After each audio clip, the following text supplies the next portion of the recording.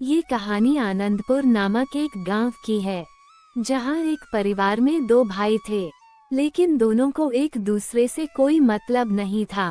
छोटा भाई समझदार था, वही बड़ा भाई कुछ इस तरह था।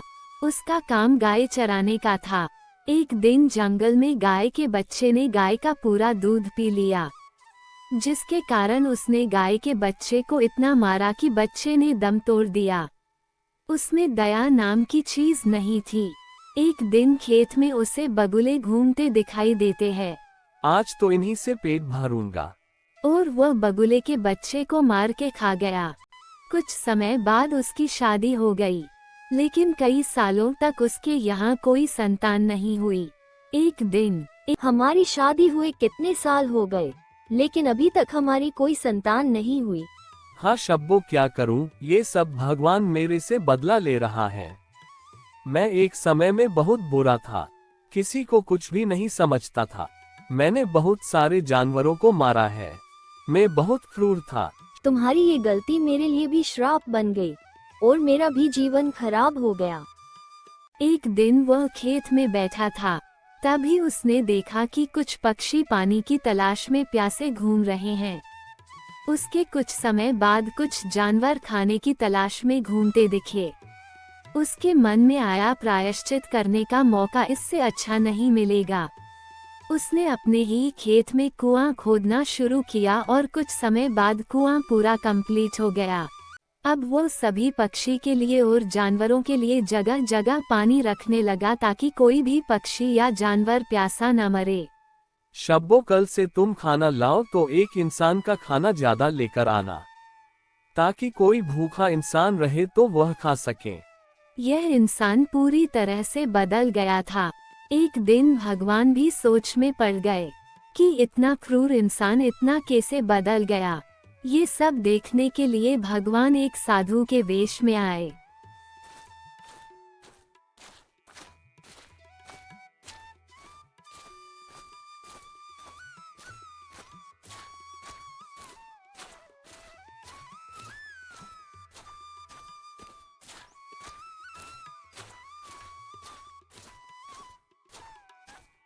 अरे बालक, पानी मिलेगा पीने के लिए?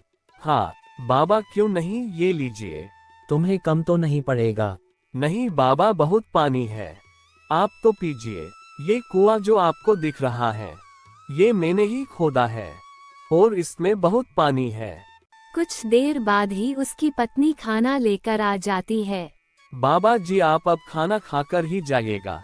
नहीं, मैं कैसे खाना खा सकता हूँ?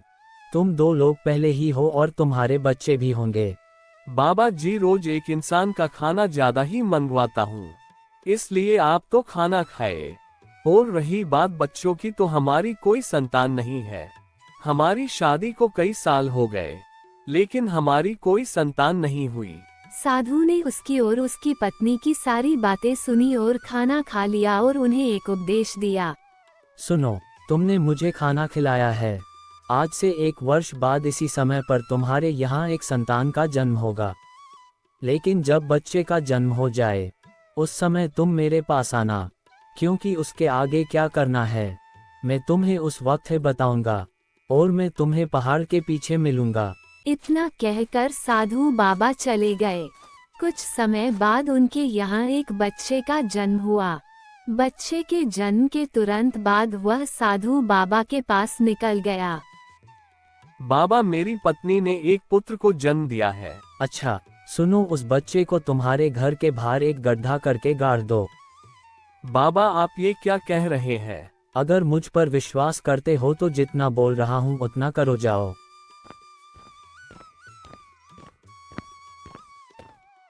घर पहुंचकर बाबा के अनुसार बताए गए काम को उसने कर दिया और वापस बाबा के पास गया। बाबा, जैसा आपने कहा था वैसा ही किया। ठीक है, 1 वर्ष बाद वापस तुम्हारे यहाँ एक बच्चा जन्म लेगा, तब फिर वापस आना। बाकी जब क्या करना है उस वक्त ही बताऊंगा। वो अब अपने घर की ओर निकल गया। कुछ समय बाद वापस उसकी पत्नी ने एक पुत्र को जन्म दिया। जन्म के तुरंत बाद वह वापस बाबा के पास गया। बाबा, मेरी पत्नी ने पुत्र को जन्म दिया है। ठीक है, पिछली बार की तरह वापस एक गड्ढा करके उसे वापस दफना दो। उसने बाबा के कहना पर इस बार भी वही किया और वापस बाबा के पास गया। बाबा जैसा आपने कहा था कर दिया। ठीक है, आज से 1 वर्ष बाद वापस तुम्हारे यहाँ पुत्र होगा। हर बार की तरह वापस मेरे पास आना, बाकी सब उस समय ही बताऊंगा। वह वापस घर की ओर निकल गया। कुछ समय बाद उसकी पत्नी ने वापस पुत्र को जन्म दिया। वह जन्म के तुरंत बाद बाबा के पास गया।